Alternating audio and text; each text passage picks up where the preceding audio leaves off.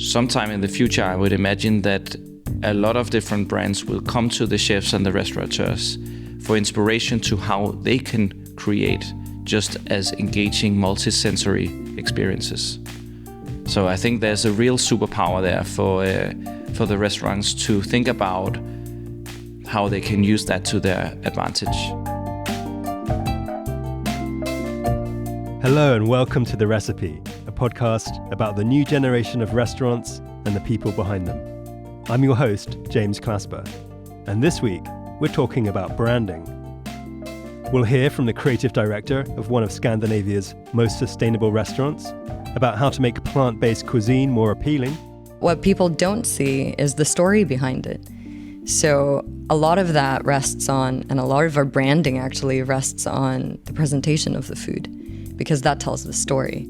And we'll also get a little woo about the loo when we meet a brand expert who says that every restaurant should have an on-brand bathroom. Most of us can relate to going into a super styled restaurant, everything from the ceramics to the coffee service to the sourcing practices and the style of service, the lighting, etc., the texture of the linens. And then you go into the bathroom and it's sort of a, almost like an afterthought. But first, I want to understand why restaurants should be seen as brands at all. Think of restaurant brands and some obvious names come to mind: McDonald's, Burger King, TGI Fridays, and so on. For the most part, they're fast casual chains, but I'm pretty sure there's more to being a brand than having an eye-catching colour scheme or snazzy logo. So, if every restaurant is potentially a brand, what does good restaurant branding involve? Why does having a brand identity matter? How important is storytelling? And what, if anything, can other brands learn from restaurants? To get some answers, I went to see Philip Linnemann. He's the executive creative director and partner at Kontrapunkt, an international brand experience agency with an impressive roster of clients in the culinary arena, including Noma, Cofoco, and Chamberlain Coffee.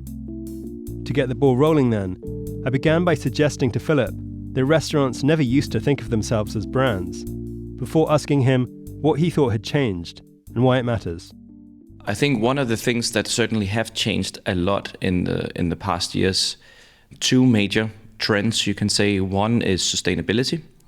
You can say a shared sense of understanding worldwide on the major challenges that we are facing as society at large.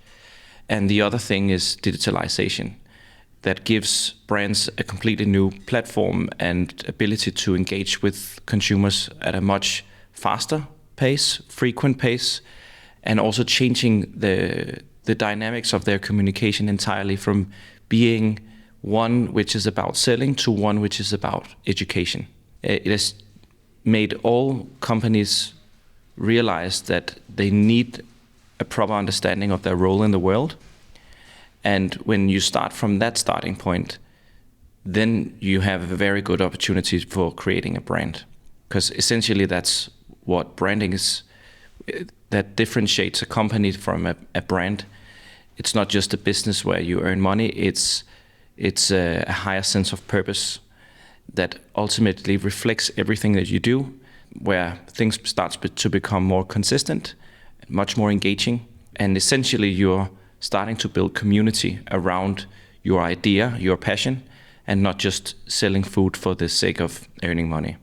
The interesting thing is when you start with the foundation about your role in the world, your purpose and your values, then the task from there is to, regardless of what touch point you're working with, to align that with that purpose and those values. So that would be anything from the narrative throughout the menu, from the very first entree or starter to the main course and the desserts. It would be the narrative between that and your wine pairing. It would be the interior of your restaurant. It would be the type of cutlery, the type of plates that you have. It would be the music that you're playing, it down to the lotion in the bathroom, the tonality that the waiters are meeting the guests with in the beginning, what they're saying. Now we are talking very much about the customer experience, but equally it's the same on the employee side. So it will be about your leadership values, how you speak with your staff, what kind of meetings you have internally to represent the values that you have defined in the first place. So if you say you're a curious restaurant, what does that really mean? How is that really translated into the way that you meet chefs around and staff around, the way you talk about food and so on? When you're out and about as a diner, you must see examples of restaurant concepts and brand identities gone wrong. Do you wear your professional hat when you go out to eat, even if it's just kind of like subconsciously, you can't help but kind of observe what restaurants do and don't get right? I think what I always look for, and I think what most people will look for, is authenticity. And I think authenticity can be found in so many different ways and on so many different levels. You know, it often starts with the people. It starts with, again, back to the values of what you are representing. It's very easy from the first minute to sense whether this place is a genuine place that is curious and is generous and is passionate about what they do. And I think if you can sense that in the beginning, then you also know you're in for a good dining experience, right? So that's what I always look for first and foremost. What are some of the kind of the good and the bad and the ugly that you've seen in restaurant branding? Oh, that's a tough one. So really bad experiences, I would rather want a great customer experience and not the best kind of food than great food but really bad customer experience. Because it tells me so much about how much they care. If they are, you know, genuinely curious in who you are, feeling welcome and things like that, then you also know the staff is being treated right because they're not being overstressed and things like that. And I think where all restaurants should be aware of, if they get that right, then often they will get all the last things. Noma and René Redzepi is maybe a master example of someone who really understands this notion of building something much more than just a business, building a movement, essentially. Back when we did the brand identity, which in Noma's case is just a typeface, something that's used very sparingly. They care so much about branding that they want it to stay in the back of the experience as much as possible and not to be disturbing. But I remember that René Redzepi said that it's very important to understand that Noma is a project. I think that what René means by this is the idea of being an inclusive institution for all of the learning that they are gathering as they go along. And I think that's a very interesting thought for all restaurants to really think about. In terms of branding, one can fall victim to fad and trend. Is that a danger that restaurants, if they're all searching the same kind of identity, end up becoming kind of indistinguishable? Absolutely.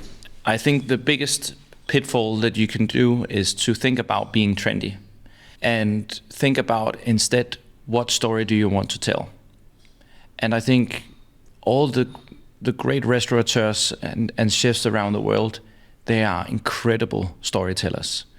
And if that's your starting point, what story do I want to tell? Then the outset becomes completely different. If that's your starting point, then your innovation, your creative thinking will become so much more interesting to everyone. And I think going forward, we will see more and more creative ways where chefs and restaurateurs will think about, how do I communicate my story? Am I really still in the restaurant business after all? Are there other means for me to tell that story? One thing is through a dish, but if the story is and your role is your starting point, then maybe there are also other ways of reliving or retelling that story in various other ways to stay top of mind. I mean, there may be a lot of restaurants without kind of big name chefs who may be kind of sitting there thinking, what is my story though? How do I find my story? Well, if it all starts with what you cook, then ask yourself, why do you cook that? And I think regardless of who you are as a chef, everyone knows why they're cooking, why they're passionate about cooking. and the type of food that you are cooking, why is that important to you? And in that, then you can go down several layers and to the extent where it becomes very aspirational. But regardless, I think why you're cooking and what you're trying to tell with your cooking, if that's the starting point, then you've come a long way already. To me, what makes restaurants so special and so unique, and also the reason for my own passion for food in general, is that it's multisensory. I mean, we are really talking about an experience that activates all of your 5 senses. It's very few companies or brands that have the ability to work on all of these different strings at the same time. And I think that is really the opportunity that restaurants have. And I think that's where chefs and restaurateurs are brilliant at really creating immersive experiences. And sometime in the future, I would imagine that a lot of different brands will come to the chefs and the restaurateurs for inspiration to how they can create just as engaging multisensory experiences. So I think there's a real superpower there for the restaurants to think about how they can use that to their advantage. Because with activating all of the different senses, you're also able to convince people about things that you really want to tell them. I think that's a very powerful tool to have. That's a really interesting idea. I mean, yeah, to what extent can a Danske Bank or a public institution like the post office, what potentially can they learn in terms of branding, or what can you, as the agency in between, give them that you've learned from a restaurant? To some extent, it can be ironic talking about branding with restaurateurs because most of them are really great at it already. They just don't know that it's called branding. I think to many chefs, it falls very natural to think holistically about your experience, to tell stories with the food you're doing. Mindset-wise, I would argue that a lot of chefs and restaurateurs are ahead of all of the marketing directors in the big corporate organizations. I think there is a lot for them to learn. One of the things that we do at Kontrapunkt when we want our clients to think differently about their entire situation, we have several times invited them to my good friend Mark Emil from Empirical Spirits, to their tasting room, where they are talking about how they break down the entire value chain of spirits to create something new. Through those conversations and those experiences our clients have when talking to the guys from Empirical, then we are able to open up completely different conversations with them on the other side. And here we are talking about people in the financial sector and various other things. I want to circle back to the very first thing you told me, which is the way that a restaurant's brand identity matters now. And that's to say, you said it was digitalization driving it, but you also said that sustainability was driving it. If I've understood you correctly, driving change through their actions and having that conversation about what they're doing is now becoming part of their identity. Have I understood that correctly? Sustainability should be thought of not just environment, but equally social equality. And tapping into these matters will increasingly be important as it increasingly becomes important to all customers. You will see customers becoming more and more critical around where they eat. They want to understand how the food is being produced, how it's being sourced. And if we should talk about a trend that I think would be interesting for all restaurants to really care about, it would be sustainability, both from an environmental perspective, also from a social perspective. This is also where a lot of inspiration can be found in what stories you want to tell. All of the 17 Sustainable Development Goals are now forming great inspiration for all brands to tell a bigger story, something that's larger than just what you stand for on your own. And I think the same goes for restaurateurs. I think restaurateurs and chefs are some of the greatest storytellers we have, with the strongest tools available to really persuade and change people's mindsets. I think there's an exciting future for all restaurateurs to think about how they can contribute to a better world through the way that they cook and the stories they tell their customers. That was Philip Linnemann of the Kontrapunkt brand experience agency in Copenhagen. Now, speaking of contributing to a better world through food, and of doing so through a strong brand identity, our next destination is Ark. Founded by Australian restaurateur Jason Rennick, it's the flagship of the Ark collection, whose restaurants, quote, pose a variety of high-quality, plant-based food concepts with cool contexts that happen to be good for the planet. Located on a busy corner in central Copenhagen, Ark used to be known as Souls, and instead of fine dining, it offered casual fare, like vegan burgers. But as we'll soon hear, the first lockdown gave Jason the impetus to rebrand Souls as Ark and lean into plant-based fine dining. The restaurant group hasn't looked back, rebranding its other branch of Souls as Bistro Lupa last year. To make sense of all this branding and rebranding, I sat down with the Ark Collection's creative director and brand designer, Jenya Nelasova, and began by asking her to describe her role. So I guess like the best comparison is to say that I feel a bit like an octopus. I mean, I'm a self-titled creative director in a sense, but that basically means that I'm a creative filter. And so I will talk to external agencies about, how do we translate our brand into something physical and make sure that everything is a little bit more streamlined and on brand. I'm also that annoying person that pokes Jason and reminds him that, hey, is that sustainable enough? Are we practicing what we preach? Can we do this better? So right now we're at Ark, but it used to be a restaurant called Souls, right? So can you explain how has the brand evolved from Souls to Ark and the Ark collection? We always knew we wanted to do something better. Souls was a lot about plant-based comfort food, and we kind of have mindsets that are always growing. Like we're always trying to think of the next thing, and we're always trying to be better. For us, Souls as comfort food and as the way that it was, we were like, this is not good enough. We know we can do better. As we were talking about how we were going to redo things, we started to move away from what Souls was. And by making the menu better, by making the design better, we started to kind of understand that we're changing concept here. Then lockdown happened. And we were, Jason being a good businessman was like, that's it. Now it's time. Let's get this renovation done. Let's get these menus changed. This is our opportunity, right?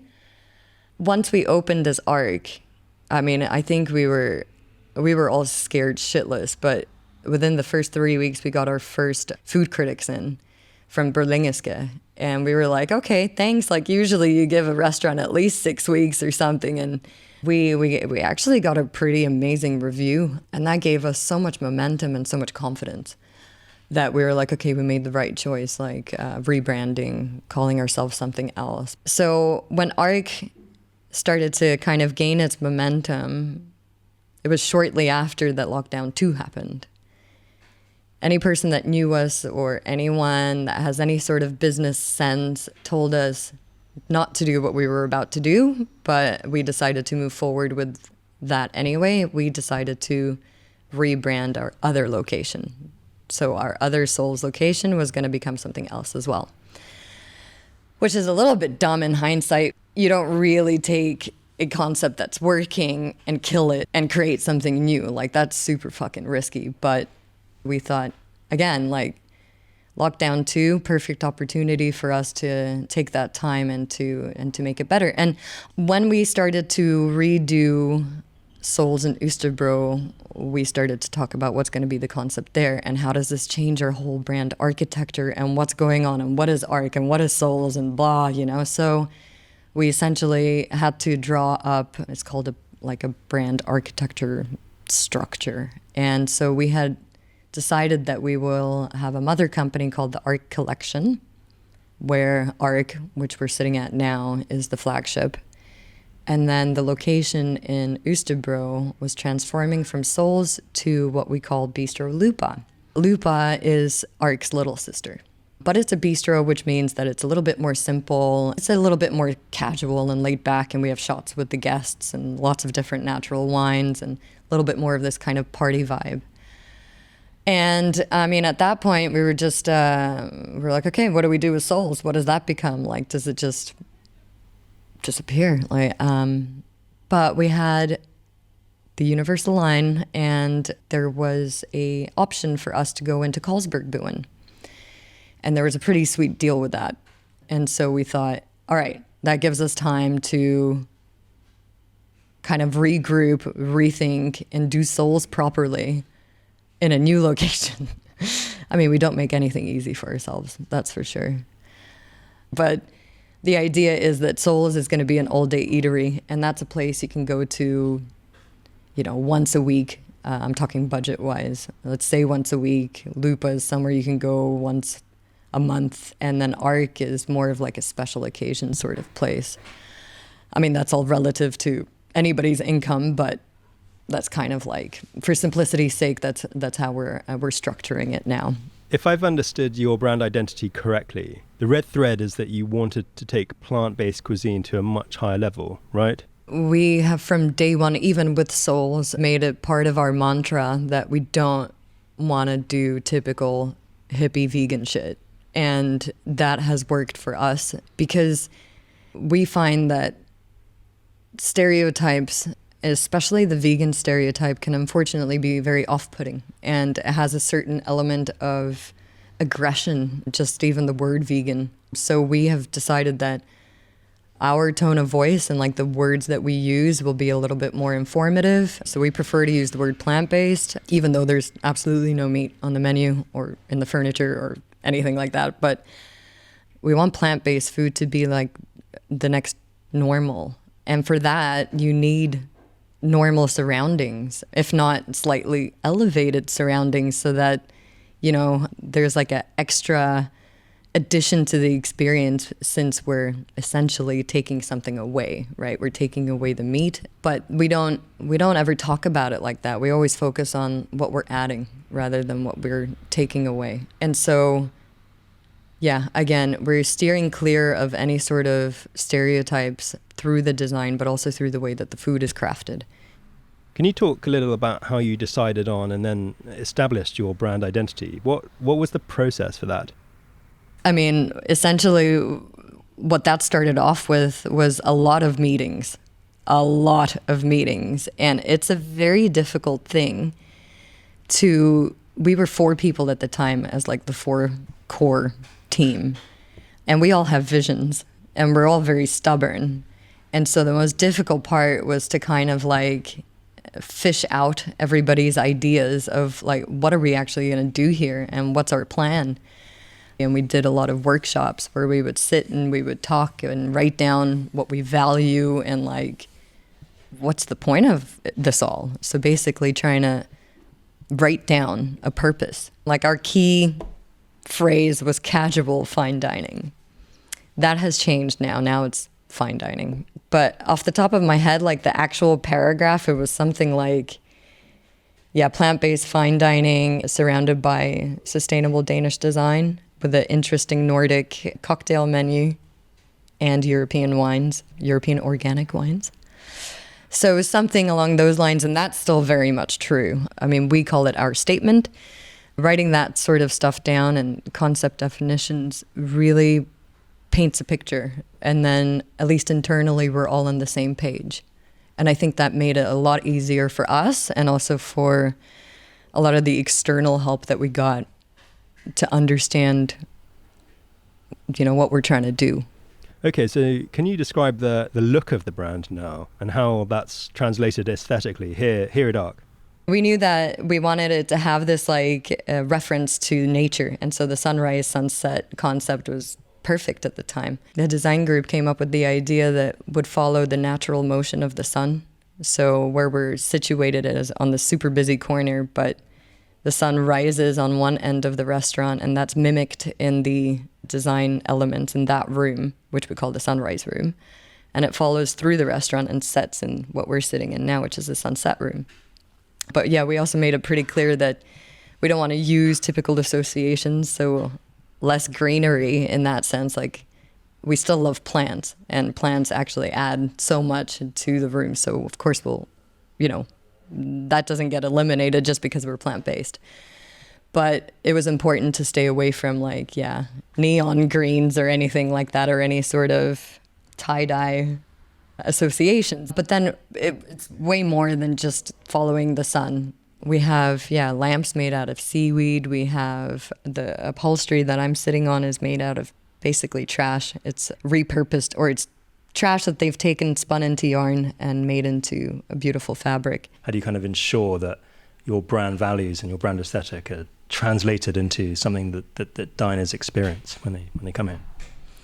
I mean, when this food is served, it looks beautiful. It's presented on this wonderful ceramic that is made for us by a lady called Hannah. And she hand throws every piece. So every piece comes out looking slightly different, which is beautiful in itself, right? So of course, when the food comes out, the plate, like the framing, has something to do with it. But the food itself, there's a lot of thought that's being put into which side of the plate do we put, that mushroom on, and what do we put on top of the mushroom, and how do we balance the colors. And it's essentially like painting a picture. But what people don't see is the story behind it. So a lot of that rests on, and a lot of our branding actually rests on the presentation of the food, because that tells the story. And so every time we bring down a dish, we give you, in a nutshell, how the dish is made, / if there is some sort of sustainable story to it. So for example, when we bring down our mushrooms, we explain that it is from our own co-owned mushroom farm. And they grow specialty mushrooms that you can't get anywhere else. And that, of course, also helps enhance the entire experience, because not only does the food just taste better, it's a very cool story. And the guys that create the mushrooms are like some Breaking Bad geniuses. They have this little dungeon where they grow everything, and their mushrooms are mind-blowing. And so, again, that might not be something that you see, but you hear from us, right? And also, if there's something that we do with the offcuts, or if, we use peas on the one part of the menu, then we use the pea husks and we juice that and turn that into like a juice that goes on top of something else further down the line. Or we try to nose to tail sort of thing, but like root to tip or root to petal, I don't know what you want to call it. We try to incorporate that as much as possible. So essentially, when you're sitting down eating with us, you're also just getting like a bedtime story. As a final question then, can you tell me, how do you ensure that your brand values and your brand identity are translated into what diners actually experience when they're here? I wouldn't say that we're like super corporate, or we're definitely not, like our marketing isn't pushy. As I said, we kind of let the place speak for itself, but we do a lot to enhance the experience. And we already are in an uphill battle being a plant-based place. So we need to make sure that everything else that we're doing is like top-notch, if not more. I think it's a little bit more subtle and a little bit more mature and a little bit more bespoke, the way that we try to do it. It's more the sort of like quality that you're getting. So that if you go to Arc or to Lupa or to Souls, even though they're 3 different concepts, you're gonna get good quality plant-based food, and that's the red thread. That was Jen Nelisova, creative director of the Copenhagen-based restaurant group, The Arc Collection. Now, the idea of the red thread connecting every aspect of the guest experience is something we're going to talk about with my next guest. Maggie Spicer is the founder and chief operating officer of Whisk, a brand strategy and brand experience agency whose clients have included Airbnb, Twitch, Medium, and Salesforce. She's also launched 6 businesses in the last decade, including a modern convenience store and a restaurant meal distribution service, as well as a multi-million-dollar fund to aid restaurants in San Francisco and the Bay Area. But what I want to talk to her about are bathrooms. Now, remember what Philip said earlier about how all the different touch points in a restaurant help shape its brand identity? It would be the music that you're playing, it down to the lotion in the bathroom. And that will be music to Maggie's ears, because she has, and I quote, a particular fascination and appreciation for on-brand bathrooms. Once even going so far as to write a guide to the top 10 restaurant bathrooms that she deemed to be especially on-brand. Maggie's also an old friend of mine, so when she came through town recently, I invited her on a tour de toilette, wherein we visited some of Copenhagen's most on-brand restaurant bathrooms. So getting a good lather here with the birch soap. The tour included a quick stop at Alouette, a Michelin-starred restaurant with a beautifully designed dining room and, as co-owner Camilla Hansen explained, a deliberately striking bathroom. I think it's the most selfied bathroom in Copenhagen.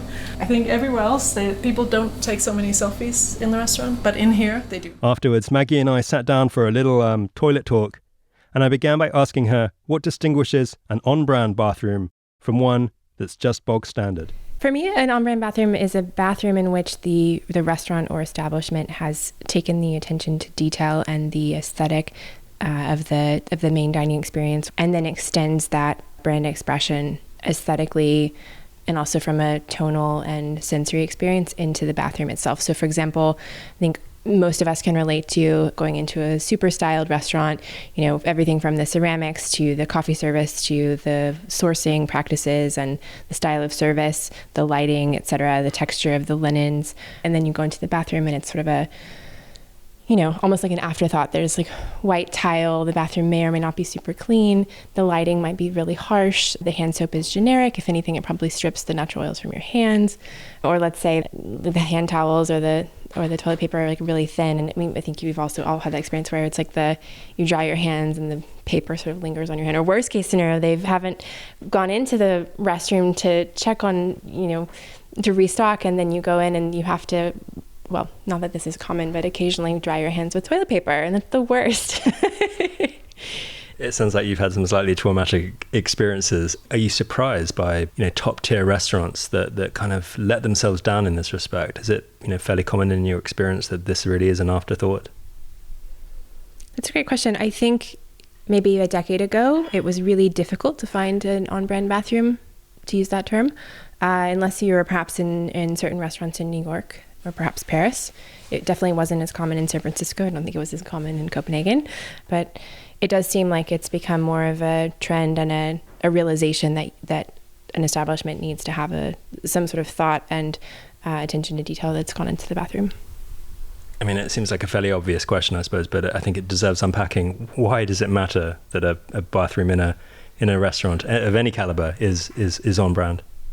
It matters so much. A bathroom provides, first and foremost, a space to take care of business and or wash hands. Outside of that, it provides a space to reset one's senses and to reset one's sort of nervous system, if you will. And in my mind, it needs to be a space that allows one to feel comfortable and refreshed. And having an on-brand bathroom, I think, is really paramount, because you want to have an extension of the experience of wherever you are, certainly in a hospitality setting. And so, again, going back to the nervous system, I think that the bathroom is a place to really have that space to take refuge if necessary. If you're having a conversation with someone and you just need space to reset, or a space to feel refreshed if you've had a long day and you've been looking to this meal, and going to the bathroom during the middle of this dinner is like really the only moment you've had to check in with yourself for the day. I mean, sometimes that's the case when you have a super busy day. A bathroom is not meant to be a place that you per se hang out, but I love it when a restroom has a different soundtrack or a different sensory experience, or sometimes the hand soap has a pumice or some sort of textural element that makes you really aware that you're washing your hands. Or, sometimes there's a fun element with a restroom where there's actually a place in Sonoma County in Northern California, kind of a modern wine bar that opened recently. And one of the things that's a bit kitschy but fun is that they have typically a candle that's lit and it's burning, and then they have a few matchbooks next to it. And it's sort of mischievous in this sense where it's like, is this their backup stash of matches for you to, help them if the candle burns out in that they leave there for service? Or is it intended, like it placed there intentionally for you to take a matchbook, which used to be very common in restaurants, in the 1990s and early 2000s. And now I think matches are actually having a comeback. But it's like this little play on, well, what are you supposed to do with this? And it's almost like you're having a nonverbal conversation with the restroom itself, which sounds a little woo. They also developed a custom hand soap, which I think can be really smart because it helps someone remember a place by its aroma, and they might want to take that with them. So in that sense, it's almost a business opportunity for the restaurant to continue their brand experience outside of the restaurant. We spent some time today cycling around Copenhagen, checking in on some bathrooms that were interesting for one reason or another. Alouette, a Michelin-starred restaurant, very interesting space and beautifully designed restaurant. And then you get into the bathroom and it's a totally different color scheme, totally different experience. I loved the experience at Alouette, going from this beautifully custom designed dining room with, opulence within the lighting and the mirrors and the texture of the fabrics and the couches and the quality of wood that's used in the tables and the build out of the kitchen. And then you turn the corner and you're immediately greeted or confronted, if you will, by this alarming red tone everywhere from the lighting to the walls that's both provocative and comforting in a sense because it's so monochrome that it fully envelops you. And so you're immediately transported into this other dimension and space, and it becomes this little cocoon, and so you really are having a very individual experience in the restroom. I loved that they were very specific about allowing little touches of color and texture to remain apparent. So for example, the brass toilet paper holder and the door handle itself had this sort of Alice in Wonderland effect where the knob is almost at eye level and you're going into this space where it transports you, and it immediately takes you from whatever mind space you've been in leaving the dining room into this other realm. So I thought it was quite fun. It's also quite minimal, which is handy, I think, because the color is so intense. One of the co-owners, Camilla, said that it's become, quote, the most selfied bathroom in the city. So it can become part of the brand, that little aspects of a restaurant, like a bathroom, can become part of its identity as well. Without a doubt. Yeah, it's clearly was designed in a way that they wanted it to be a conversation piece, both during the dining experience and beyond. It also makes me think of other restaurants. For example, there's one in New York, I'm blanking on the name at the moment. It became quite famous because of its restroom. Effectively, when one enters a restroom, there's a glass panel, almost like a window, and it looks into the kitchen near the pastry chefs.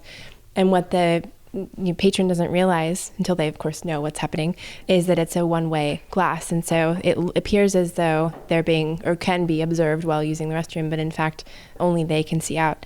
So it's quite fun because it plays on again that sense of like, what's the expectation when you use a restroom, particularly in a semi-public space like a restaurant. The other thing that's really nice about having such a distinctive restroom experience, such as at Alouette, is that it becomes more of a palate cleanser. It's sort of forcing you to think about something other than what you were just discussing at the table or the experience you were just having. And so when you return from the restroom, not only are you physically refreshed, but you're also mentally refreshed in the sense of, oh, I've just been transported to this other space, and now I'm returning to this space where I was before I had this transportation. One of my favorite words to describe that sort of experience is eye scrub. It provides a kind of an eye scrub. Nice. Let's have some tips for restaurants. What can a restaurant that doesn't have an especially on-brand bathroom do that's kind of a quick and easy fix? I think there are little things that can also be cost effective. I mean, you could put up a funny wallpaper or something that has a textural component to it on the walls. One other way is playing with mirrors, both in terms of placement and size. Also with the quality of lighting, that's huge. Having something that's more warm tones. So even just in some cases changing the bulb or putting a little cover over the bulb itself if it's an exposed bulb and diverting the light in a different direction. Again, playing around with hand soap, not everyone's going to do a custom collaboration with hand soap, but playing around with the type of hand soap that's offered. It's very common to have gel hand soap, but places can do a bar soap really well. There's a wine bar in Paris called Early June, and they have a shell that's turned upside down, so it acts as a soap dish, and there's just a bar of white soap, but it's nothing fancy.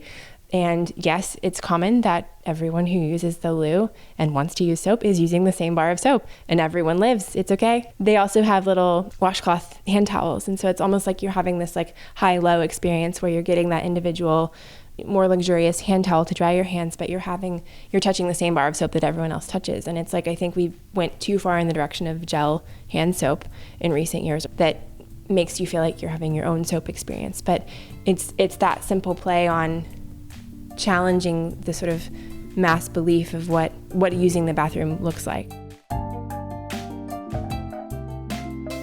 That was brand strategist Maggie Spicer on the importance and value of having an on-brand bathroom.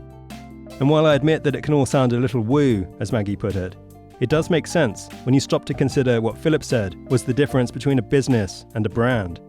That a brand has a higher sense of purpose that's reflected in everything it does.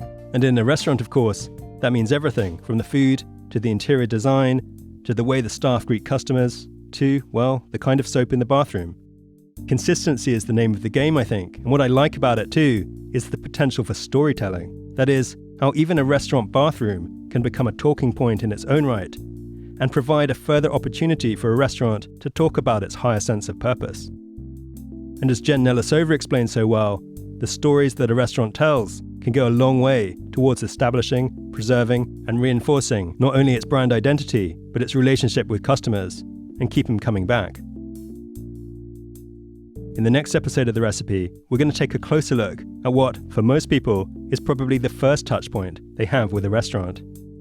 Its name. If it's too weird or too difficult to pronounce or anything like that, well, it doesn't stay on top of our customer's mind. Every name is stupid until you say it 20 times and see it on paper and see it in the newspaper. We'll hear from a brand expert who helps restaurants come up with the right name and find out how these successful restaurants got their name. The direct translation is yes, thank you, or yes, please. You know, it sounds very polite. I liked the idea of like gathering, but gather was such a lame name. So I just put it into Word Hippo and all these synonyms came up for it. I mean, we came up with so many different names. I think at some point we had even thrown out the word novel, but we couldn't use it because Corona was a novel virus. All that's to come on the next episode of The Recipe. This episode was written, produced, and hosted by me, James Clasper, for Superb. If you've enjoyed listening to it, help us get the word out by sharing it with your friends, family, and co-workers. Many thanks again for joining me. I'll see you next time.